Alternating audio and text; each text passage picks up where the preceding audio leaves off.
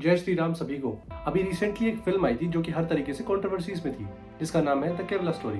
पहली बात तो ये, अगर आपने वो फिल्म नहीं देखी है तो प्लीज देखने जाइए और अपने बच्चों को जरूर दिखाइएगा और उनको बताइएगा कि इस दुनिया में चल क्या रहा है, स्पेशली लड़कियों को, ताकि उनको पता चले कि उनके आसपास में हो क्या रहा है।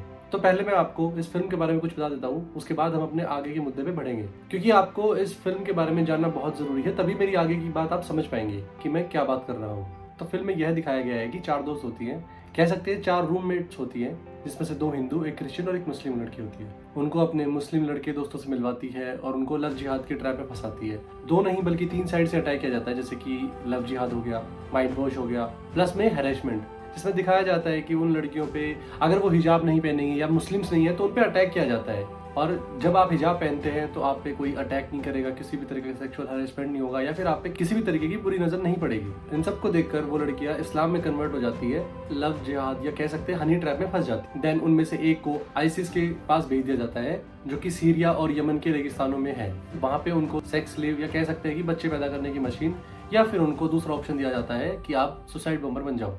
अब ये तो हो गई मूवी की बात। अब आते हैं हमारे मेन टॉपिक पे। अब इस चीज पे सबका अपना अपना मानना है, किसी को ये चीज सही लग रही है, किसी को गलत लग रही है। अब हम एक विशेष आदमी के बारे में बात करेंगे जो कि इस चीज को अलग ही रूप दे रहा है, वो अलग ही रूप से लोगों का माइंड वॉश कर रहा है। हम बात कर रहे हैं इसमें ध्रुव राठी की। ये बंदा अपनी वीडियो के अंदर फैक्ट्स को इस तरीके से मैनिपुलेट करता है कि वो एक्चुअल में लगते हैं। अगर आप उसकी वीडियो को देखोगे तो आपको कहोगे कि यार ये बात सारी सच है, इसने तो कुछ गलत बोला ही नहीं है, लेकिन ऐसा नहीं है। ये बंदा अपनी वीडियोस में फैक्ट्स को मैनिपुलेट करता है। इसने कुछ अपनी वीडियो के अंदर कुछ न्यूज आर्टिकल्स के फोटोज दिखाई है जो कि इसने प्रॉपरली मैनिपुलेट किए हैं। अब कुछ लोग कहेंगे कि कोई फैक्ट्स को कैसे मैनिपुलेट कर सकता है, तो चलो मैं आपको बताता हूँ इसने कैसे फैक्ट्स को मैनिपुलेट किया है। तो इसने जो आपको स्क्रीनशॉट दिखाया है वो पूरा नहीं है, तो मैं आपको एक पूरा स्क्रीनशॉट या स्क्रीनशॉट कह सकते हैं या फिर आपको पूरा का पूरा जो आर्टिकल है वही दिखाता हूँ कि उसमें एक्चुअल में लिखा क्या है। इसने दिखाया कि केरला के फॉर्मर चीफ मिनिस्टर ओमन चांडी इन्फॉर्म करते हैं स्टेट लेजिस्लेचर को कि साल 2006 से 2012 के बीच में 2667 औरतों ने इस्लाम में कन्वर्ट किया। फिर इसने बोला कि उन्होंने कहा कि हम अपने स्टेट में कोई फोर्स कन्वर्जन नहीं होने देंगे, ना ही हम मुसलमानों के खिलाफ हेट कैंपेन को टॉलरेट करेंगे लव जिहाद के नाम पर। इसी आर्टिकल में लिखा गया 27 जून को स्टेट हाई कोर्ट ने कोचिकोडे कमिश्नर को आदेश दिया लव जिहाद के मामले में जांच करने के लिए बोला, जिसमें एक 20 साल की हिंदू लड़की कोची के एक अस्पताल से एक मुस्लिम लड़के के साथ भाग गई है। फिर 19 जुलाई को एक और केस सामने आता है जिसमें एक दीपा चरण नाम से एक 31 वर्षीय महिला थी जो कि पहले क्रिश्चियन थी, बाद में वो मुस्लिम में कन्वर्ट हो गई थी। उनको अरेस्ट किया जाता है जून के अंदर, जिसमें बताया जाता है कि वो आतंकवादी सस्पेक्ट को जेल के अंदर सिम प्रोवाइड कर रही थी। इसके बाद इसी आर्टिकल में एक और चीज छपी गई है जिसमें लिखा गया है कि मिस्टर चांडी ने एक रिटन आंसर दिया स्टेट लेजिस्लेचर को। उसमें बताया कि 7713 कन्वर्जन हुए हैं 2006 से 2012 के बीच में स्टेट के अंदर। आप सभी को बताया कि हमारे संविधान में रिटर्न का क्या मतलब महत्व है या फिर क्या उसकी इंपॉर्टेंस है। अगर एक चीफ मिनिस्टर रिटर्न के अंदर कुछ दे रहा है तो उसका इंपॉर्टेंस है और उसमें कहीं ना कहीं तो सच्चाई होगी। अगर आप किसी चीज को वर्बली बोल रहे हैं तो उस पर इतना ध्यान नहीं दिया जाएगा, जो आप रिटर्न में दे रहे हैं वो सबसे इंपॉर्टेंट चीज मानी जाती है, या फिर वो एज ए प्रूफ माना जाता है कि 2009 से 2012 के दौरान 2667 यंग वीमेंस या कह सकते हैं युवा महिलाएं थी। इसमें से 2156 हिंदू थी और बची हुई 492 क्रिश्चियन महिलाएं थी, और जिसमें से कुछ महिलाओं ने अपने धर्म में वापसी भी की, जिसमें से 79 हिंदू और 2 क्रिश्चियन लड़कियां थी। अगर आपने ध्यान दिया हो, इसने अपनी वीडियोस में बार बार आईसिस का नाम लिया है, ISIS।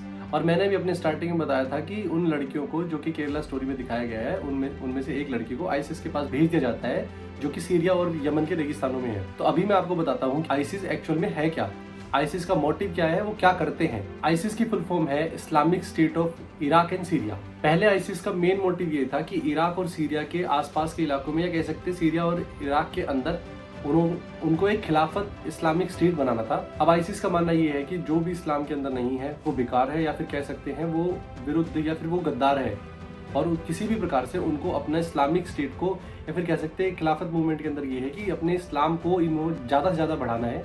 उसमें चाहे फोर्स कन्वर्जन हो या कुछ भी हो, किसी भी प्रकार से सामने वाला इस्लाम में कन्वर्ट हो जाना चाहिए। अब आप लोग समझ सकते हैं कि ये किस लेवल की ऑर्गेनाइजेशन है और इनका क्या मकसद है। और हाँ, एक बात और कहूँ, ऐसा नहीं है कि सारे मुस्लिम्स ऐसे हैं। फिर इस मूवी का एक मेन टारगेट है जो वो मुस्लिम खराब है जो आईसिस वाली मानसिकता रखते हैं, जिनका मानना ये है कि हर इंसान इस्लाम धर्म में ही होना चाहिए। उन मुस्लिम से हमारे देश को या फिर पूरे समाज को खतरा है। और एक इम्पोर्टेंट और बात, ऐसा नहीं है कि आईसिस सिर्फ और सिर्फ इंडिया में काम कर रहा है। आप यकीन नहीं करोगे कि वर्ल्ड के ऑलमोस्ट 100+ कंट्रीज से औरतें लाई गई थी वहां पे, जिनको कन्वर्ट किया गया और उनको सेम काम में सौंप दिया गया, या तो आप बच्चे करो या तो आप ज्यादा बच्चे पैदा करो या फिर आप सुसाइड बॉम्बर बन जाओ। अब मैं आपको कुछ और न्यूज आर्टिकल्स दिखाता हूँ जो कि इस चीज को बताते हैं कि ये कन्वर्जन्स कह सकते हैं या फिर फोर्सफुल कन्वर्जन्स या लव जिहाद, हनी ट्रैप, इनको सबको बोल सकते हैं। इसके कुछ और आर्टिकल्स दिखाता हूँ जिसमें बताया गया है कि किस किस डेट को या फिर कह सकते हैं कब कितने कन्वर्जन्स हुए थे। 10 दिसंबर 2009 को केरला हाईकोर्ट ने forceful religion conversions under love जिहाद। इसके अलावा जस्टिस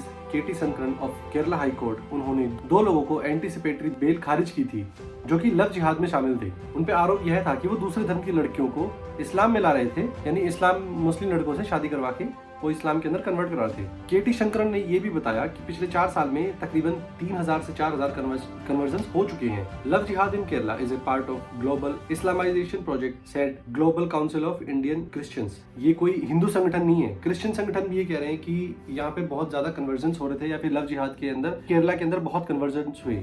और 2009 के अंदर Kerala Catholic bishop council KCBC, उन्होंने बोला कि 2600 से ज्यादा यंग क्रिश्चियन वुमेन कन्वर्ट की गई इस्लाम में 2006 से। टाइम्स ऑफ इंडिया के हिसाब से, इंटेलिजेंस रिपोर्ट के हिसाब से 2 recognised religious conversion centres in Kozhikode and Malappuram, जहां पे कन्वर्ट किए तकरीबन 5793 लोग 2011 से 2015 के बीच में। इसमें से ज्यादातर लगभग 80% यंग लड़कियां थी बिलो 35 इयर्स। इसके अंदर टोटल 4719 तो हिंदू थी एंड 1074 थी क्रिश्चियंस। अगर आप इसकी पूरी वीडियो देखेंगे तो इसने अपनी वीडियो के एंड में बोला कि झूठ इतना बड़ा बोलो कि लगे कि भाई ये सच ही है, कि इतना नहीं पर कुछ तो कम हुआ होगा।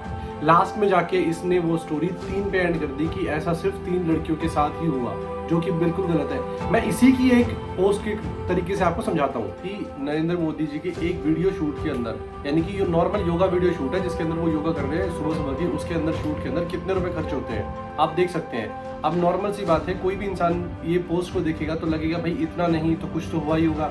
मान लो ये बहुत ज्यादा दिखा रखा है तो चलो 1000 करोड़ समझ लो, 1000 नहीं तो 500 करोड़ समझ लो, पर कुछ तो पैसे खर्च हुए होंगे। तो वही बात है, इसी की बात है कि इतना बड़ा झूठ बोलो कि कुछ ना कुछ तो सच्चाई लगे ही लगे, कि सामने वाला इंसान जो देख रहा है वो एक बार तो सोचे कि भाई इसने सच ही बोला होगा, वरना इतना ज्यादा कैसे हो सकता है। तो वही चीज है। मुझे बुरा बस इस चीज का लगता है कि लोग इसको इतना सपोर्ट करने हैं जिसकी हद नहीं है। आप एक बार जाके इसकी वीडियो के नीचे कमेंट देखिए, लोग लिख रहे हैं कि thank you for the information. अरे ऐसी क्या इन्फॉर्मेशन दे दी इसने, और इन्फॉर्मेशन दी भी है तो सारी गलत, जो रियल चीज थी वो सब छुपा दी इसने। ऐसे लोगों को देखकर बस एक ही चीज दिमाग में आती है और वो है कि कौन है ये लोग, कहां से आते हैं। आप एक बार जाके इसकी वीडियो पे लाइक्स देखिए, लोगों ने इतने लाइक्स दे रखे हैं कि बस पूछो मत। अगर यही चीज आपकी अपनी माँ, बहन, बेटी या किसी आपके अपने के साथ यही चीज होती तब भी आप ऐसे ही लिखते कि thank you for the information, कि आपने बताया बहुत बढ़िया किया, कि लोग तो गलत चीजें फैला रहे हैं। मैं बस आपसे एक चीज कहना चाहूंगा कि ऐसे लोग हमारे समाज के लिए खतरा है।